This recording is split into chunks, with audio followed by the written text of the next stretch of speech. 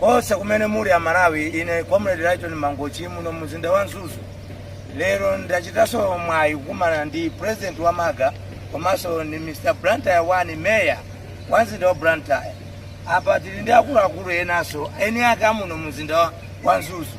Ine ndachita chidu kwambiri kunena kuti zimene amachita ku Blantyre zija atiphunzitse kuno kumpoto mzinda athu iwa city green city ikupanga opposite nzinthu zochititsa manyazi kwambiri.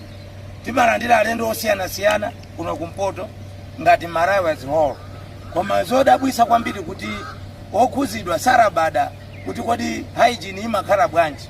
Ndiye president Amaga komanso Blantyre wani mayor atiphunzitsa, vice alipompa Amaga atiphunzitsa kuno ku green city kuti kodi hygiene imafunikira bwanji.